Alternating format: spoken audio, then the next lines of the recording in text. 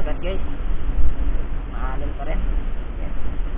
Dinidinig niya, narinig yung alon sa mga guys oh. Try natin ngayon dito lang sa tayo sa tabi. Tara, let's go. Ayan, maliwanag pa. Alright guys, let's go. Try natin dito sa tabi. At sa mga bago sa aking channel guys, baka naman please consider hitting the subscribe button and hit the notification bell para updated ka naman sa mga videos ko. Alright, so let's go.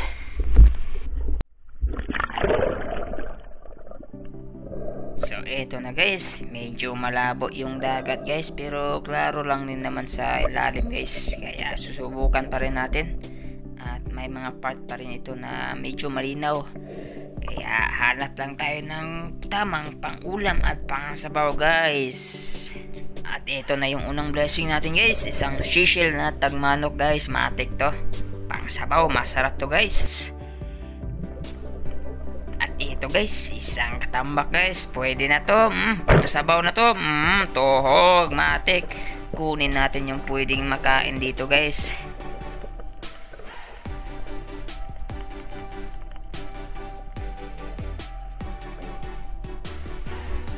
Ayos.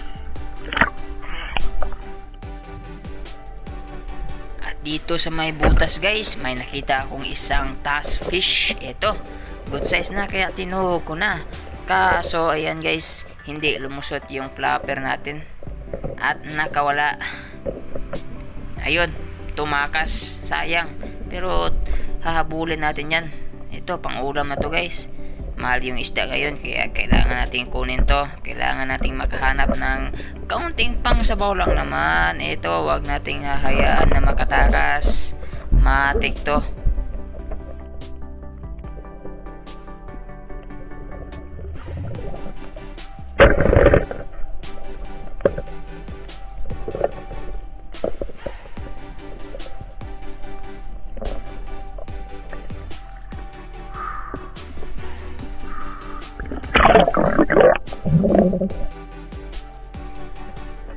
At dito naman guys, ito isang ipos-ipos or triple tail wrasse guys. Ito, siniguro ko na.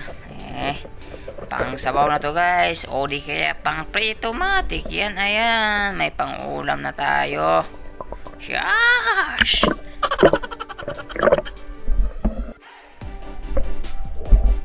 And this time naman guys, ay mga sisil yung nakita ko guys. Ito, ay dalawang pirasong sisil ito. Ito, isang tagmanok. Ito, dalawa. Ayan, dikit-dikit lang sila dito guys. Kaya ayun, naghahanap pa ako ng iba dito. At ito pa, spider shell. Matik. Yung mga paborito natin guys. Sigurado na to.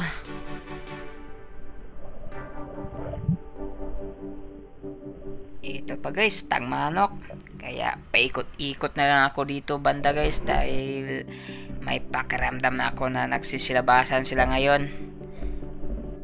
Ito pa, another one, matik yan. Pangsabaw yung paborito natin guys. Masarap ito guys, lalo na pag isaw-saw sa maanghang na suka.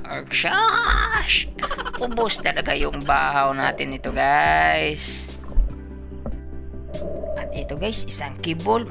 Matik, isa, dalawa. Parang nakakarami tayo ng mga sisil ngayon guys. Malakas yung pakiramdam ko na tataob na naman yung bahaw. Shash! Eto pa guys oh. Kibol na naman.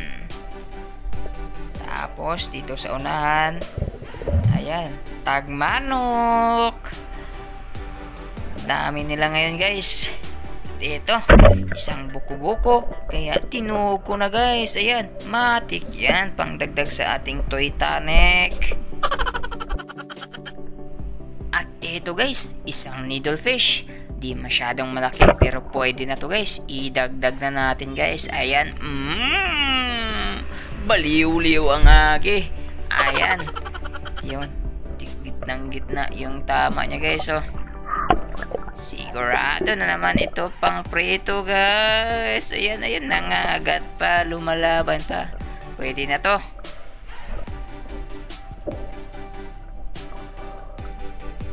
Dito guys, another tagmanok na naman. Ang dami talaga nila ngayon guys. Nagsisilabasan sila nga talaga guys. At dito ay isang pusit. Tuhog kang pusit ka. Ayan, good size na guys. Matik ito. Pwede ito pang kilaw guys. Matamis ito.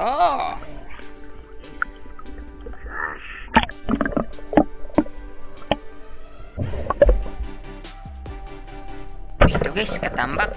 Tirahin na natin to. Pangdagdag lang sa ating stringer guys. Matik yan. Ito, tagmanok. Pangdagdag sa ating pangsabaw guys. And then dito sa kabila, ayan. Isang katambak. Ayan, lumoblob. Natakot kaya nagtago sa buhangin. Kaso kitang kita lang siya. Kaya ayan, natuhog tuloy.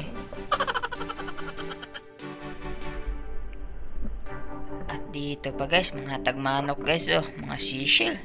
Nagsisilabasan talaga sila guys pag habagat guys, kasi kung mapapansin niyo sa mga last videos ko, maraming mga seagrasses dito.